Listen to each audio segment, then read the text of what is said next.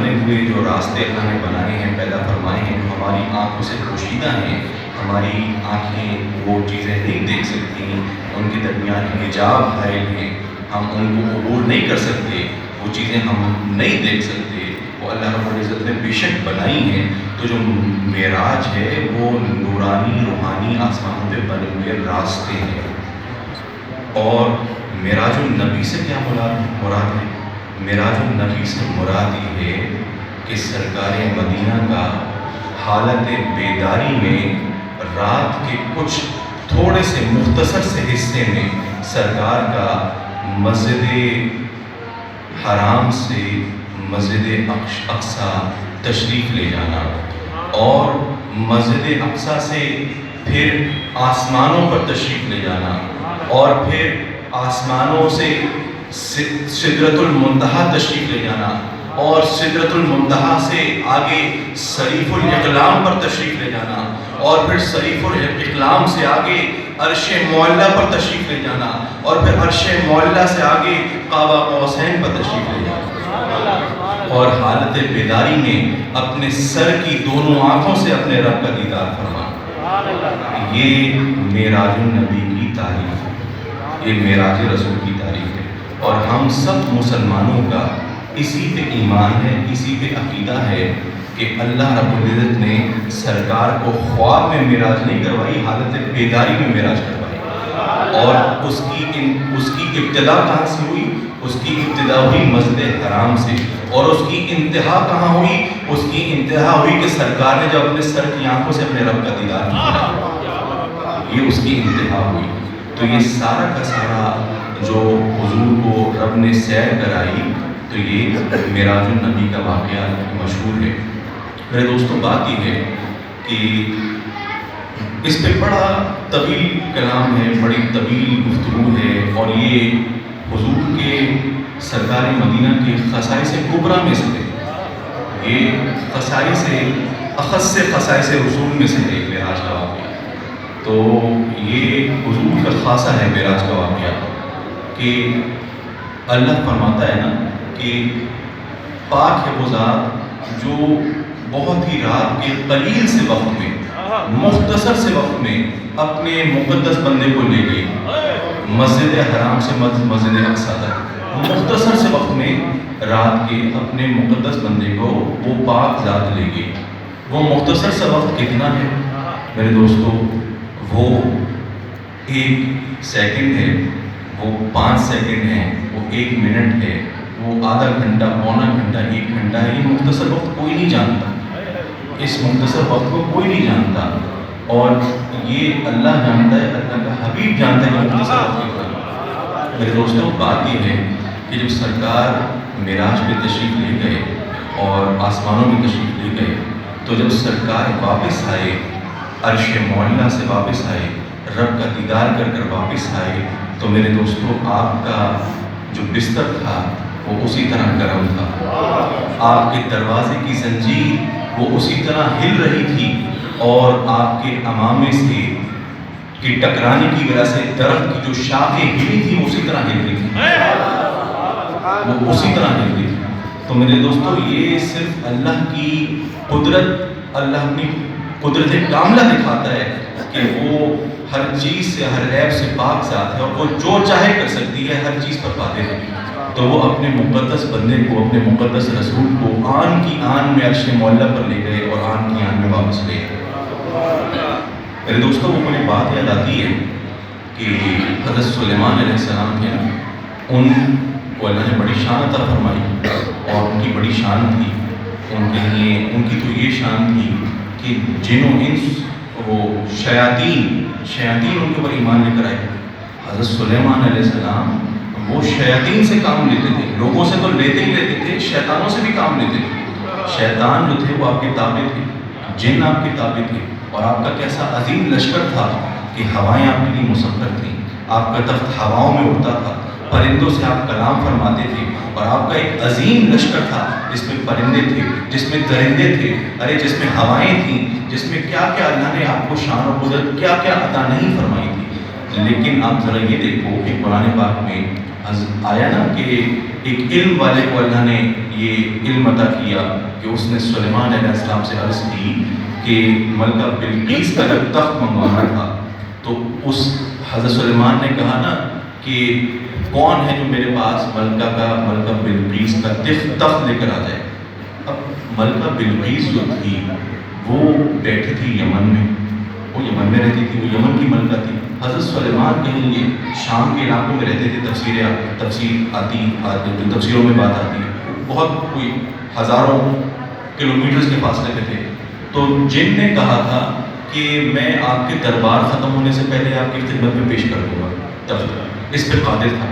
حضرت سلیمان کی بات سن کر وہ متاثر نہیں ہوئے تھے، مطمئن نہیں ہوئے تھے، انہوں نے خاموشی اختیار فرمائی. تو پھر ان کے وزیر نے، ایک علم والے نے کہا کہ جی آپ کو میں پلک جھپکنے سے پہلے آپ کی خدمت میں تخت پیش کر دوں گا. اور ادھر حضرت سلیمان نے آنکھیں جھپکی اور ادھر تخت آپ کی خدمت میں حاضر ہو گیا. تو یہ تو میرے دوستو حضرت سلیمان کی امتی کی شان تھی، یہ تو حضرت سلیمان کے ایک امتی کی شان تھی.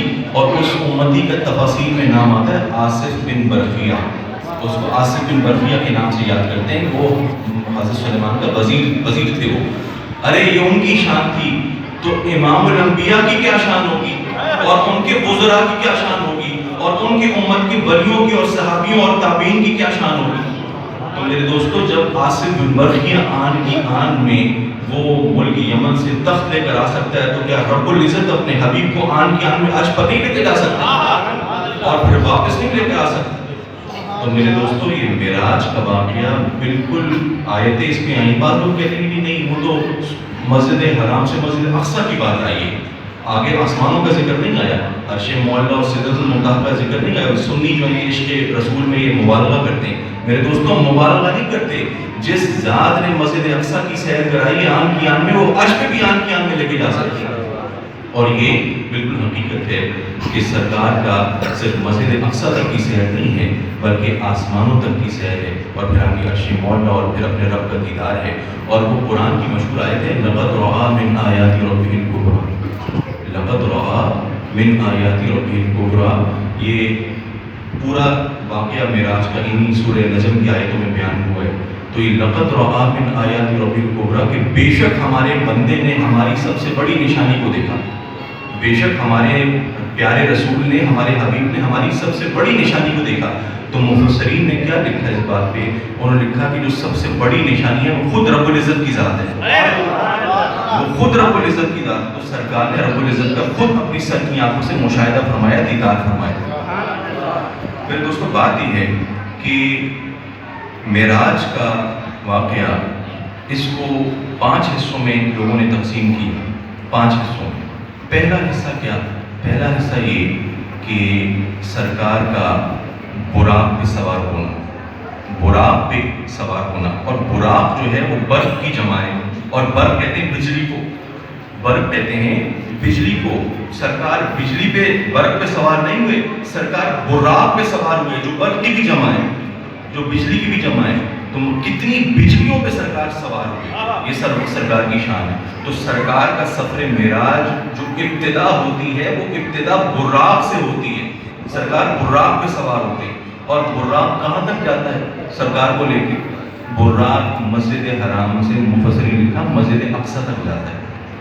براق مسجد حرام سے مسجد اقصیٰ تک سرکار کو لے کے جاتا ہے، اور سرکار کی وہ میزبانی فرماتا ہے، سرکار اس کے تشریف فرما ہوتے ہیں. اور یہاں میں ایک اور بات بتاتا چلوں، پھر وہ میرے ذہن سے نکل جائے گی. میں پڑھ رہا تھا تفسیر میں کہ یہ تو ایک براق پہ سرکار سوار ہوئے نا، ایک براق پہ سوار ہوئے.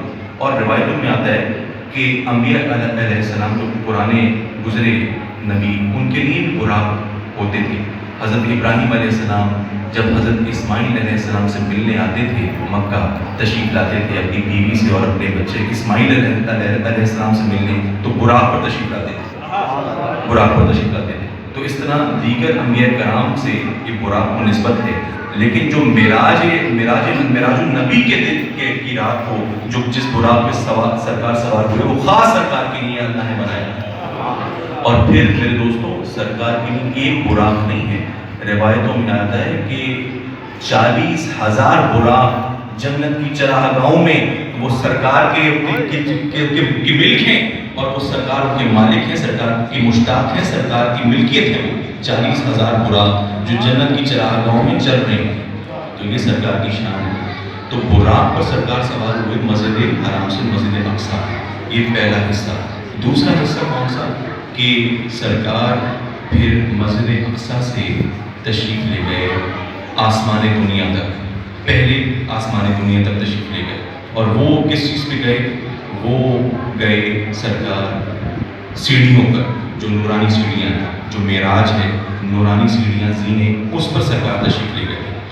اچھا، اس کے بعد پہلے آسمان سے لے کے 7ویں آسمان تک فرشتوں کے پروں پر سرکار تشریف لے گئے، 7ویں آسمان تک، یہ بعض روایتوں میں آتا ہے، اور پھر 7ویں آسمان سے صریف الاقلام تک، بلکہ سدرۃ المنتہا تک سرکار جبریل امین کے پروں پر سوار ہو گئے، اور پھر سدرۃ المنتہا سے آگے جب جبریل امین نے بھی ہاتھ باندھ دیے کہ سرکار میں اب طلب نہیں رکھ سکتا، میرے آگے بس کی بات نہیں ہے، میں آگے آپ کی میزبانی نہیں فرما سکتا، میں اگر آگے بڑھوں گا تو میرے پر جل جائیں گے، تو پھر سرکار کی خدمت میں سدرۃ المنتہا سے آگے رف کو پیش کیا گیا، ایک ہرے سبز رنگ کے تخت کو پیش کیا گیا، اور پھر سرکار اس پہ سوار ہوئے، اور صریف الاقلام سے پھر آگے عرش معلیٰ اس رف پہ چلے، اور پھر عرش معلیٰ سے آگے وہ رف بھی پیچھے رہ گیا، اور پھر صرف سرکار خود اپنے نالین مبارک کے ساتھ تشریف لے گئے، سرکار اپنی نالین مبارک کے ساتھ تشریف لے گئے۔ وہ سرکار کی نالین، ارے وہ رف سب سے بھی زیادہ عظیم ہے، وہ براق سے بھی زیادہ عظیم ہے، وہ فرشتوں کے پروں سے بھی زیادہ عظیم ہے۔ کیوں؟ کیونکہ اس لیے کہ اسے نسبت سرکار کے قلبوں سے،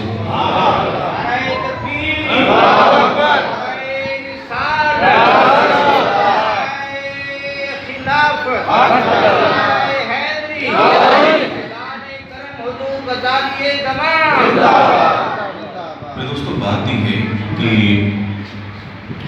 یہ جو معراج کا واقعہ ہے، یہ انسان اس کو اگر سمجھنا چاہے تو یہ عقل دنگ رہ جاتی ہے، یہ انسان کی سمجھ میں نہیں آ سکتا، لیکن اللہ تعالیٰ نے، اللہ رب العزت نے قرآن میں اس کا ذکر فرمایا، اور قرآن میں اپنی اور اپنے حبیب کی شان کو ظاہر فرمایا اس واقعے سے۔ مجھے وہ بات یاد آتی ہے کہ معراج جو ہے یہ رات میں ہوئی نا، معراج کا واقعہ رات میں ہوا، تو سوال اٹھتا ہے کہ معراج کا واقعہ دن میں کیوں نہیں ہوا؟ اللہ تعالیٰ نے آسمانوں پہ اگر بلانا تھا، اپنی زیارت کروانی تھی، تو اللہ تعالیٰ دن میں بھی کروا سکتا تھا، دن میں سرکار کو بلا لیتا، رات کو کیوں اس کا انتخاب کیا؟ تو مفسرین اس پر بڑی خوبصورت باتیں لکھتے ہیں، اور کئی اس پہ دلائل دیتے ہیں کہ دراصل بات یہ ہے کہ جو دن کا وقت ہوتا ہے وہ ہوتا ہے کام کاج کا وقت، وہ ہوتا ہے ذریعہ معاش کمانے کا وقت، اس میں افراتفری ہوتی ہے، اس میں ایک مصروفیت ہوتی ہے، اس میں سکون نہیں ہوتا، اس میں ایک افراتفری کی وجہ سے لوگ جو ہوتے ہیں ان کا ذہن منتشر ہوتا ہے، ذہن مصروف ہوتا ہے، اور رات اللہ نے پیدا فرمائی ہے سکون کے لیے، آرام کے لیے، خلوت خاص کے لیے، راز و نیاز کے لیے، محبوب سے قربت کے لیے۔ تو محبوب سے قربت کا وقت دن نہیں ہے، رات ہے۔ اور میرے دوستو، حضرت اور پھر ہمیں تاریخ بتاتی ہے کہ اللہ نے کئی اپنے نبیوں کو، اولو العزم انبیاء کو نوازا، اپنے محبوب نبیوں کو نوازا، اپنے محبین کو نوازا، تو رات کے وقت میں نوازا، رات کا انتخاب کیا۔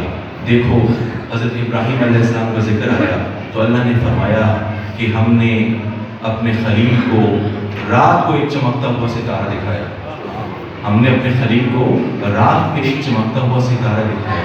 اور اسی طرح جب حضرت موسیٰ علیہ السلام کو اللہ نے ہجرت کا حکم دیا تو آپ اپنی اہلیہ کو جب لے کے گئے، مدائن سے آگے آپ گئے، ہجرت آپ نے فرمائی، تو جب آپ بیابانوں میں پہنچے اور وادی طور کے قریب پہنچے تو پھر وہ آئی تھی نا آواز کہ آپ نے ایک درخت دیکھا چمکتا ہوا اور اس میں سے آگ تھی، اذ رأى نارا فقال لأهلهم كثوا إني آنست نارا، کہ حضرت موسیٰ علیہ السلام نے ایک چمکتی ہوئی آگ دیکھی درخت میں سے، اور پھر اس کے قریب گئے تو کیا آواز آئی، انی انا ربک فاخلع علیک انک بالوادی المقدس طویٰ، کہ موسیٰ آپ مقدس وادی میں ہیں، اپنے نالین کو آپ ہٹا ایک طرف اتار دیں اور میں آپ کا رب آپ سے مخاطب ہوں۔ میں آپ کا رب آپ سے مخاطب ہوں، تو وہ بھی رات کا وقت تھا۔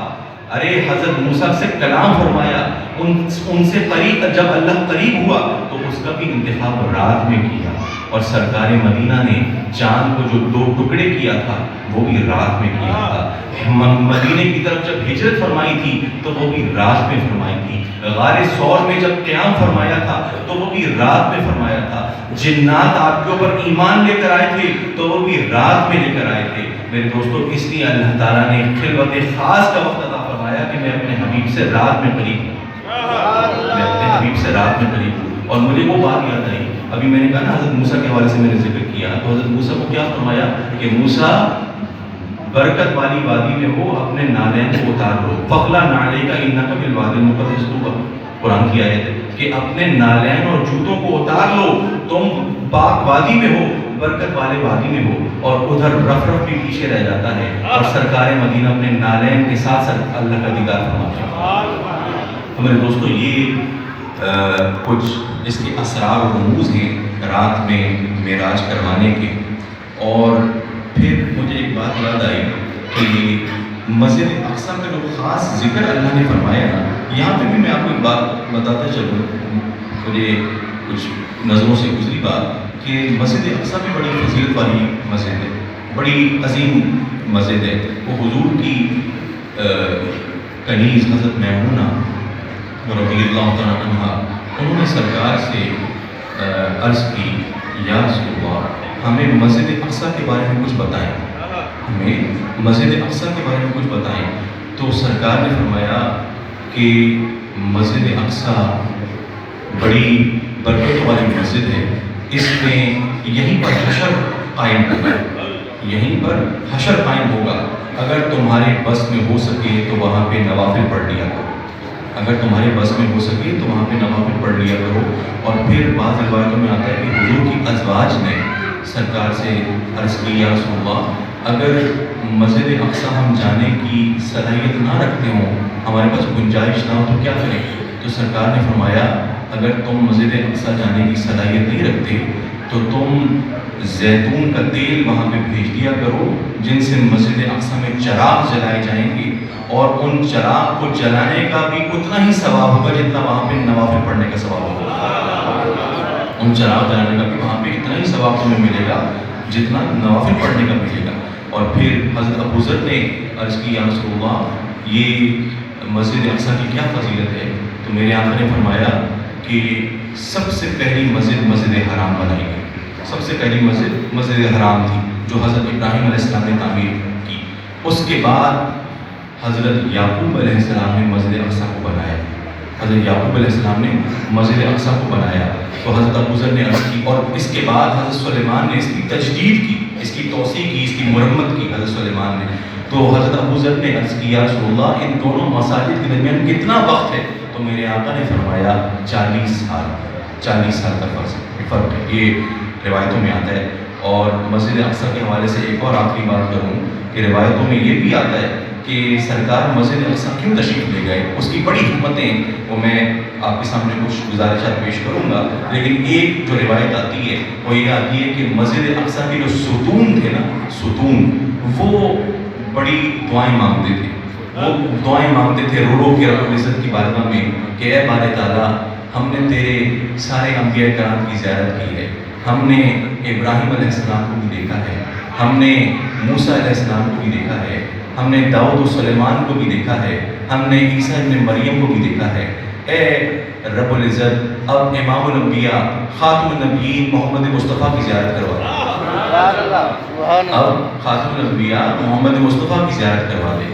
تو یہ روایتوں میں آتا ہے کہ ہر ستون یہ دعا مانگتا تھا، اس وجہ سے بھی سرکار وہاں پہ ان کی وہاں تشریف لے گئے۔ اور پھر میرے دوستو، مسجد اقصیٰ کا اصل میں جو قرآن میں ذکر آیا، مسجد اقصیٰ کا آیا، تو وہ کیوں آیا؟ مسجد اقصیٰ کا ذکر کیوں آیا کہ مسجد اقصیٰ تک سرکار تشریف لے گئے اور آگے آسمانوں کی اس انداز میں اس آیت میں بات نہیں کی، دوسری جگہوں پہ بات کی، وہ بالافق الاعلیٰ، اور پھر لقد رأى من آیات ربہ الکبریٰ، یہ آیتیں ساری آتی ہیں جس سے واضح ہو جاتا ہے کہ سرکار آگے آسمانوں پہ عرش معلیٰ تک گئے، رب کا دیدار کیا۔ لیکن اس آیت میں خاص طور پہ صرف مسجد اقصیٰ کی بات آئی، تو وہ کیوں آئی؟ میرے دوستوں اس لیے آئی کہ دیکھو اگر سرکار واپس رب کا دیدار کر کے جب واپس آئے اور سرکار نے اعلان فرمایا اے لوگوں میں معراج پر گیا، میں نے آسمانوں کی سیر کی اور میں رات کے مختصر سے حصے میں آسمانوں کی سیر کر کر رب کی نعمتوں کا مشاہدہ کر کر اور اپنے رب کا دیدار کر کر واپس آ رہا ہوں، تو میرے دوستوں صدیق اکبر تو ایمان لے آتے اور لے آئے، فاروق اعظم بھی ایمان لے آئے، عثمان غنی بھی ایمان لے آئے، مولا کائنات علی المرتضیٰ بھی ایمان لے آئے، لیکن عتبہ شیبہ اور ابو جہل کا کیا ہوتا؟ ان کے منہ کون بند کرتا؟ ان کے منہ کون بند کرتا؟ تو میرے دوستوں کفار مکہ کے منہ بند کرنے کے لیے اللہ تعالیٰ نے مسجد اقصیٰ کا ذکر فرمایا۔ جو مشرکین مکہ تھے، جو سرکار کو ایذا پہنچاتے رہتے تھے اور کوئی موقع نہیں جانے دیتے تھے کہ کسی طرح سرکار کو تکلیف پہنچا دے، معاذ اللہ ہر وقت ان کا یہ تھا کہ سرکار کو تکلیف پہنچ جائے، تو وہ جب سرکار نے فرمایا اے لوگوں میں آسمانوں کی سیر کر کر آیا ہوں، مسجد اقصیٰ تک گیا ہوں، تو پھر مشرکین نے تانا دینا شروع کر دیا۔ آپ نے تو کہا، مشرکین نے یہ کہا معاذ اللہ دیکھو جی وہ تو دیوانے ہیں، عجیب باتیں کرتے ہیں، میں آن کی آن میں گیا واپس آ گیا۔ تو میرے دوستوں بات یہ ہے کہ کسی نے آسمانوں میں راستے نہیں دیکھے تھے، کسی نے آسمانوں کی سیر نہیں کی تھی، کسی نے وہاں کی نشانیاں نہیں دیکھی تھی۔ اب یہاں پہ میں اس جگہ پر آیا ہوں، یہاں اس علاقے میں آیا ہوں، تو مجھے پتہ ہے نا یہاں نشانی ہے کہ یہاں ایک نہر گزرتی ہے، یہاں پہ فلاں مسجد آتی ہے، یہاں پہ فلاں موڑ میں یہ نشانی ہے، تو اس طرح ہم پہچان کرتے ہیں نا علاقوں کی، یہاں بھی واقعی وہ اس جگہ پہ گیا ہوا۔ اب اگر میں کسی کو واپس آ کے بتاؤں گا کہ میں ادھر سے آ رہا ہوں، تو میں یہی بتاؤں گا نا کہ وہاں پہ یہ ہریالی اس طرح کی ہے، وہاں یہ ندی اس طرح بہتی ہے، وہاں پہ اس طرح کا وہاں پہ اسٹرکچر ہے، آرکیٹیکچر ہے، وہاں پہ یہ چیزیں ہیں، تو پھر وہ میری بات سن کے مطمئن ہو جائے گا کہ واقعی یہ آپ خانپور کے علاقے میں گئے۔ تو اسی طرح میرے دوستوں مشرکین نے آسمان نہیں دیکھے تھے، مشرکین نے آسمان نہیں دیکھے تھے۔ صدیق اکبر تو سرکار کی بات پر ایمان لے آئے اور دیگر تمام صحابہ لے آئے، لیکن مشرکین سرکار کو تانا دینے لگے کہ دیکھو جی یہ تو معاذ اللہ مجنون ہے۔ تو پھر مشرکین نے سوال کیا کہ اچھا اگر آپ واقعی مسجد اقصیٰ گئے ہیں تو آپ یہ تو بتائیں کہ مسجد اقصیٰ کیسی ہے، مسجد اقصیٰ کیسی دکھتی ہے۔ میرے دوستو مشرکین یہ جانتے تھے کہ سرکار مدینہ اپنی ظاہری زندگی میں کبھی مسجد اقصیٰ نہیں کرتے، کبھی اپنی ظاہری زندگی میں مسجد اقصیٰ کا سفر نہیں کیا اور مسجد اقصیٰ سرکار کی دیکھی ہوئی نہیں تھی، لیکن مشرکین اس سے خوب واقف تھے۔ خوب ان کو پتا تھا کہ مسجد اقصیٰ کے کتنے زینے ہیں، کتنے وہاں پہ در و دیوار ہیں، وہاں کتنی کھڑکیاں ہیں، اس کا کس طرح کا آرکیٹیکچر ہے۔ تو جب انہوں نے یہ سرکار سے سوال کیا، اچھا میں تھوڑی سی یہاں پہ بات کہہ دوں مختصراً کہ اب میں یہاں آیا ہوں، میں آپ سے کوئی 20-25 منٹ سے گفتگو کر رہا ہوں، تو میں آپ کی طرف میری توجہ ہے، میں اس مسجد کے در و دیوار کو نہیں دیکھ رہا کہ کتنے پنکھے ہیں، کتنی کھڑکیاں ہیں۔ مجھ سے اگر کوئی پوچھے کہ جی آپ وہاں گئے تھے مسجد میں تو آپ نے وہاں خطاب کیا تھا، تو ذرا یہ تو بتائیں کہ وہاں پہ کتنی کھڑکیاں ہیں، وہاں پہ کتنے دروازے ہیں۔ میں کہوں گا تمہارے دماغ خراب ہو گئی، میں وہاں پہ دروازے گننے گیا تھا، کھڑکیاں گننے گیا تھا، لوگوں سے بات کرنے گیا تھا، تو میری جو توجہ ہے وہ تو آپ کی طرف ہے نا۔ تو میرے دوستو سرکار جو ہے وہ مسجد اقصیٰ کی کھڑکیاں گننے نہیں گئے تھے، وہ زینے گننے نہیں گئے تھے، وہ وہاں کے در و دیوار دیکھنے نہیں گئے تھے، ارے وہ تو نبیوں کی امامت کرنے گئے تھے، وہ تو نبیوں کی امامت کرنے گئے تھے۔ تو جب مشرکین نے سرکار سے یہ سوال کیا کہ اچھا اگر آپ واقعی گئے اپنے دعوے میں سچے ہیں کہ آپ نے سیر کی ہے تو ذرا یہ تو بتا دیں مسجد اقصیٰ کی کتنے زینے ہیں، اس کس طرح سے وہ دکھتی ہے۔ تو سرکار کی بالکل معمولی سی دیر کے لیے، تھوڑی سی دیر کے لیے سرکار کے دل پہ وہ گرا گزری یہ بات، کیونکہ سرکار کی توجہ نہیں تھی مسجد اقصیٰ کی طرف، انہوں نے مسجد اقصیٰ کو غور سے سرکار نے نہیں دیکھا تھا۔ تو یہ بھی سرکار کی اللہ نے شان ظاہر فرمانی تھی، یہ بھی اللہ کے عطا کرنے کے بہانے اور طریقے ہوتے ہیں، اپنے محبوب کو نوازنے کے طریقے ہوتے ہیں۔ تو جب سرکار کے دل پر وہ گراں گزری اور سرکار ابھی جواب دینا شروع کرنا چاہتے تھے تو اللہ رب العزت کو برداشت نہ ہوا، اللہ نے پوری کی پوری مسجد اقصیٰ سرکار کے سامنے پیش کر دی، پوری کی پوری مسجد اقصیٰ اٹھا کے سرکار کے سامنے پیش کر دی۔ سرکار دیکھتے جاتے تھے کہ مسجد اقصیٰ کی اتنی کھڑکیاں ہیں، اتنے زینے ہیں، اس کا نقشہ ایسا ہے، اور مشرکین مکہ وہ حقہ بکہ بالکل بہت حیران کھڑے تھے، ان کے پاس کوئی جواب نہیں تھا۔ تو میرے دوستوں بات یہ ہے کہ یہ سرکار کی صداقت، سرکار کی سچائی ثابت کرنے کے لیے اللہ تعالیٰ نے قرآن میں مسجد اقصیٰ کا ذکر فرمایا، کیونکہ مسجد اقصیٰ لوگوں کی دیکھی ہوئی تھی، آسمان لوگوں کے نہیں دیکھے ہوئے تھے۔ تو یہ رب العزت پر ایک اور بات ہے کہ وہ میں نے ابھی ذکر کیا نا کہ حضرت سلیمان کا وہ جو تخت تھا وہ آن کی آن میں آ گیا، وہ آصف برقیہ نے پیش کر دیا. تو یہ جو سرکار کے لیے اللہ نے پوری کی پوری مسجد اقصیٰ کو پیش کیا، ارے یہ اس تخت کے پیش کرنے سے کہیں بڑا معجزہ ہے. کیونکہ تخت جو ہے آپ جانتے ہیں کہ وہ تو ہلکا پھلکا سا ہوتا ہے. تخت جو ہے وہ ہلکا پھلکا سا ہوتا ہے، اس کی کوئی جسم اتنا بڑا نہیں ہوتا اور اس کی کوئی جڑیں زمین میں نہیں گڑی ہوئی ہوتی. اور تخت لانا جو ہے وہ بھی اتنی بڑی بات نہیں ہے. یہاں تو پوری کی پوری عمارت سرکار کے لیے آ گئی. یہ تو پوری کی پوری عمارت آ گئی، پتہ نہیں اس کے اندر کتنے تخت ہوں گے جو آ گئے. تو اس کی کتنی جڑیں مضبوط تھی مسجد اقصیٰ کی. تو پوری کی پوری عمارت سرکار کے لیے پیش کر دی گئی اور وہاں پہ تخت پیش ہوتا ہے، یہاں پہ مسجد اقصیٰ پیش ہوتی ہے. کوئی مقابلہ ہی نہیں ہے. وہاں تو ایک ملکہ کا تخت ہے اور یہاں پہ اللہ کی بنائی ہوئی مسجد اقصیٰ سرکار کی خدمت میں پیش کی جاتی ہے. میرے دوستوں یہ حضور کی جگہ جگہ پہ معراج میں یہ شان ہے. اور میں نے دراصل جو آیت تلاوت کی تھی اس حوالے سے تو میں کوئی گفتگو کر نہیں سکا اور وقت کافی ہو گیا. معراج کا واقعہ ایسا ہے کہ بندہ شروع کرے تو سرکار کی شان ہی اس میں ایسی ہے کہ گفتگو ہوتی جاتی ہے. تو میں نے جو آیت کی مختصر چلیں اس کے حوالے سے کچھ باتیں بتا دوں. میں نے جو تلاوت کی تھی ثم دنا فتدلی فکان قاب قوسین او ادنی، اس آیت میں اللہ تعالیٰ کیا فرماتا ہے؟ اللہ تعالیٰ اس آیت میں دراصل اپنے حبیب کی انتہائی اکرام اور عزت کا اللہ تعالیٰ اعلان فرماتا ہے. اللہ تعالیٰ کیا فرماتا ہے کہ پھر وہ رب العزت اپنے بندے کے قریب ہو گیا. پھر وہ ثم دنا فتدلی کہ وہ اللہ اپنے نبی معظم کے قریب ہو گیا، اپنے پیارے بندے کے قریب ہو گیا اور پھر اور قریب ہو گیا. اور کتنا قریب ہوا کہ دو کمانوں فکان قاب قوسین او ادنی، کہ دو کمانوں سے بھی زیادہ قریب ہو گیا. دو کمانوں کے درمیان جتنا فاصلہ ہوتا ہے اس سے زیادہ قریب ہو گیا. جب بات کی ہے کہ اس پہ بڑا ہمارے مفسرین نے، بڑے اہل علم حضرات نے بڑا تفاصیل لکھی ہیں. تو میں چند باتیں پیش کروں کہ یہاں پہ سرکار کی اللہ سے نزدیکی ہونے کا ذکر ہے کہ سرکار اللہ سے نزدیک ہو گئے. اور کتنے نزدیک ہوئے؟ اتنے نزدیک ہوئے، اتنے قریب آئے، اتنا پر مؤثر سرکار کو آیا کہ دو کمانوں کے درمیان اتنا فاصلہ ہوتا ہے، دو کمانوں سے بھی زیادہ قریب آ گئے. میرے دوستو دراصل بات یہ ہے کہ عرب میں ایک طریقہ کار ہوتا تھا.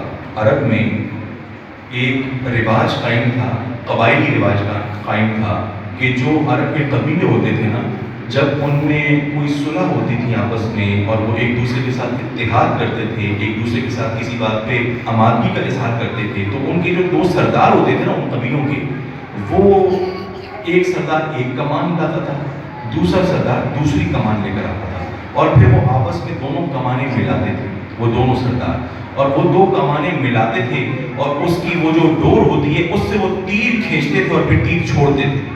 تو اس کا مطلب کیا ہوتا تھا؟ اس کا مطلب یہ ہوتا تھا کہ وہ سردار کہتا تھا کہ اب ہم ایک ہیں. دونوں سردار یہ کہتے تھے کہ اب ہم ایک ہیں اور ہمارا نکلا ہوا تیر بھی ایک ہے. ہماری دوستی ایک دوسرے کی دوستی ہے اور دوسرے کی دشمنی ہماری دشمنی ہے. جو ہمارے دوست سے دوستی کرے گا وہ ہمارا دوست، جو ہمارے دوست سے دشمنی کرے گا وہ ہمارا دشمن، اگر جو اس سے جنگ کرے گا وہ ہم سے جنگ کرے گا. تو میرے دوستو یہ عرب کا بڑا پرانا طریقہ کار تھا، بڑا ان کا وتیرہ تھا کہ وہ جب بھی دو قبیلوں کے درمیان اس طرح کی بات ہوتی تھی تو وہ یہ کمان اکٹھے کرتے تھے، دونوں کمانے، اور پھر وہ تیر چھوڑتے تھے. تو قرآن میں بھی اللہ تعالیٰ نے یہی اسی چیز کو پسند فرمایا کہ قربت کو اسی انداز میں اللہ تعالیٰ نے بیان فرمایا کہ میں اپنے نبی سے کس طرح قریب ہوا.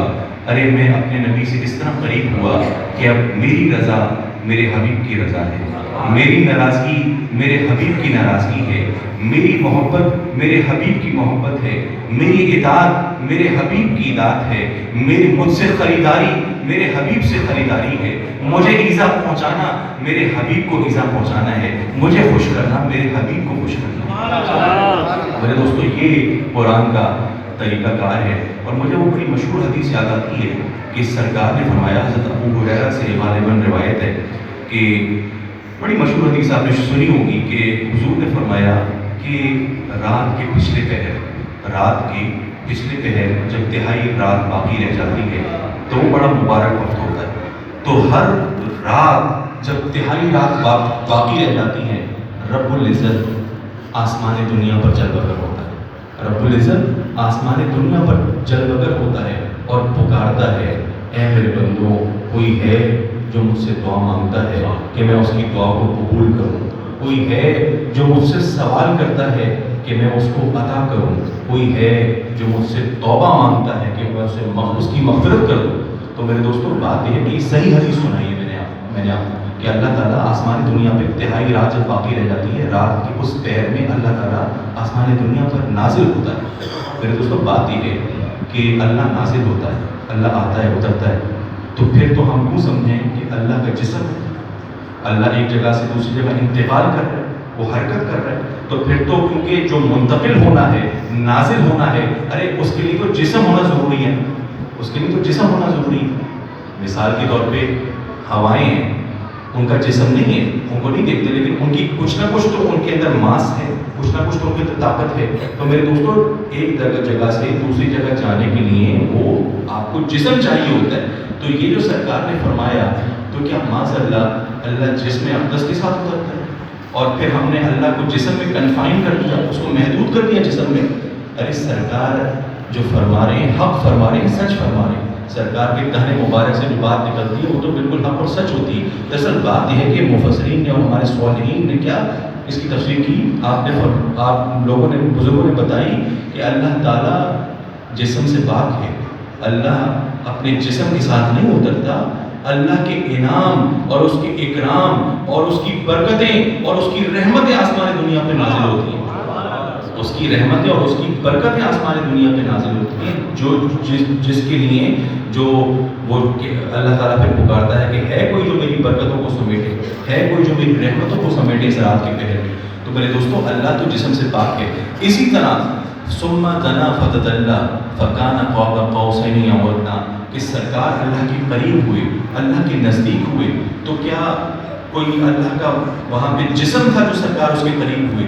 میرے دوستوں، یہاں پہ قربت جو ہے وہ قربت مانوی ہے، کہ مانوی کے اس میں آئی ہے کہ سرکار جو ہیں وہ ایسے قریب ہوئے ہیں کہ اللہ نے سرکار کے لیے ایک ایسا لطف و کرم کا محل بنایا ہے اور اتنی معرفت کا ایک عظیم محل تیار کیا ہے کہ وہ صرف سرکار کا خاصہ ہے اور کسی اور کا خاصہ نہیں۔ اللہ تعالیٰ کو اللہ تعالیٰ نے سرکار کو قربت کا وہ محل عطا فرما دیا ہے، انعام و اکرام کا اور نوازشوں کا وہ محل عطا فرما دیا ہے، اور یہ قربت کا انتہائی درجہ ہے جو سرکار کو عطا ہوا ہے۔ اس سے زیادہ قربت کا درجہ عطا نہیں ہو سکتا۔ ثم دنا فتدلی فکان قاب قوسین او ادنی، کہ اس سے زیادہ انتہائی درجہ قربت کا ہے نہیں، عطا نہیں ہو سکتا۔ تو سرکار اس انتہائی قربت کے درجے پر فائز ہو گئے۔ تو گویا رب کریم کیا فرماتا ہے، اے میرے پیارے رسول، تیری محبت میری محبت ہے، تیری اطاعت میری اطاعت ہے، تجھے راضی کرنا مجھے راضی کرنا ہے، اور تجھے دکھ پہنچانا مجھے دکھ پہنچانا ہے۔ اور قرآن کریم اس بات پر شاہد ہے، قرآن کریم میں کئی آیتیں ایسی ہیں کہ جو اس بات پہ شاہد ہیں۔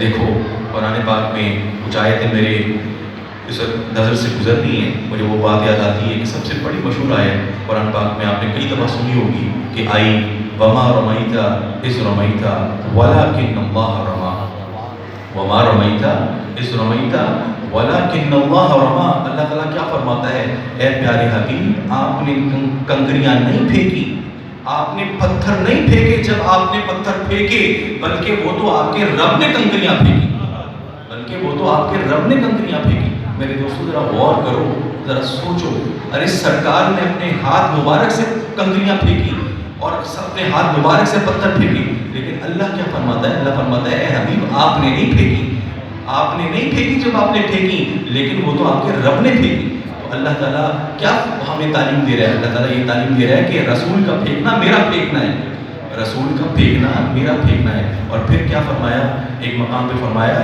ید اللہ فوق ایدیہم، ید اللہ فوق ایدیہم، کہ جب سرکار کی بیعت کی صحابیوں نے، حضرت عثمان کا جب افواہ مشہور ہو گئی تھی کہ قتل کر دیے گئے ہیں، معاذ اللہ شہید کر دیے گئے ہیں، تو سرکار نے بیعت نہیں کی تمام صحابیوں سے کہ ہم عثمان کے قصاص لیں گے، تو سرکار نے بیعت کی تھی، تو آیت نازل ہوئی ید اللہ فوق ایدیہم، کہ یہ ان کے صحابیوں کے ہاتھوں پر آپ کا ہاتھ نہیں تھا، اللہ کا ہاتھ تھا، اللہ کا ہاتھ تھا. تو میرے دوستو رسول کے ہاتھ کو اپنا ہاتھ فرمایا.